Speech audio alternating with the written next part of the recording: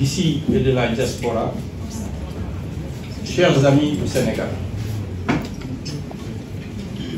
le 25 février prochain, le peuple souverain aura la lourde mais exaltante mission de faire son choix sur celle ou celui d'entre nous qui devra être chargé d'exercer les plus hautes fonctions de président de la République, et cela 5 années durant.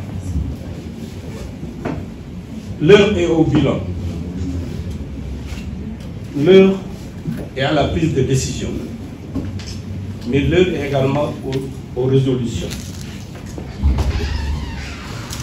Malgré toutes les avancées significatives observées, dans le respect de la parole donnée par l'actuel chef de l'État, qui s'est conformé à l'esprit de notre loi fondamentale, il reste beaucoup à faire. Pour des pays comme les nôtres, en manque de réponse adéquate face à l'extrême pauvreté d'une grande majeure partie de la population, nous nous devons, en tant que citoyens et en toute responsabilité, et malgré nos divergences, de faire l'économie d'une crise politique majeure. C'est tout le sens qu'il faut donner à la posture que j'ai toujours adoptée en toutes circonstances. Cette posture est également conforme à ma conviction profonde que le Sénégal étant dans un ensemble globalisé, toute lecture politique interne devrait se faire à l'aune des tensions géopolitiques qui secouent le monde et qui peuvent être porteuses de risques graves pour notre pays. Car comme résumé si bien dans un des écrits de Frédéric Ansel, impossible de parler de géopolitique sans évoquer l'idée de puissance.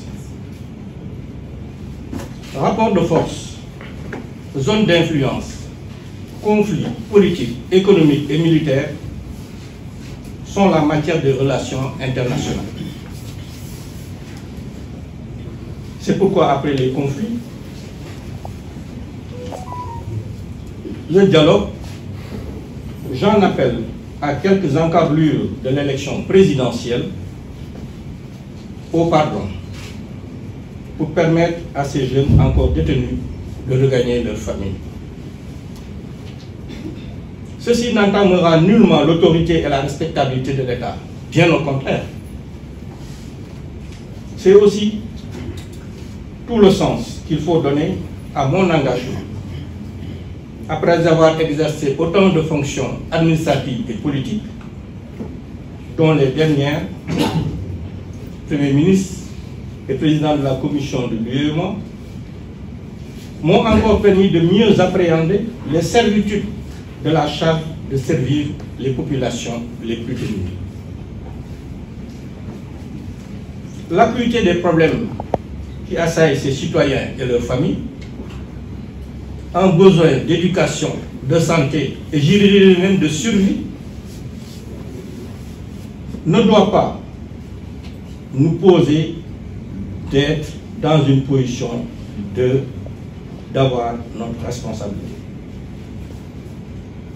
Ceci exige également que le porteur de l'espoir de tout un peuple, d'ici quelques mois, ne soit pas dans une position de tâtonnement dans la gestion de l'État. Il ne doit pas non plus être dans une posture de réaction spontanée face aux écueils de la mondialisation, mais plutôt d'action en toute connaissance de cause dès le prononcé du verdict des urnes le 25 février 2024. Passionné de toujours, comme je le suis, de relever les défis tout au long de la trajectoire d'une vie, je demande aux Sénégalais, sans exclusive, de me faire confiance et de porter le choix sur ma personne au cours de l'élection à venir. Avec un profond sentiment de responsabilité envers notre nation, son peuple et sa grandeur.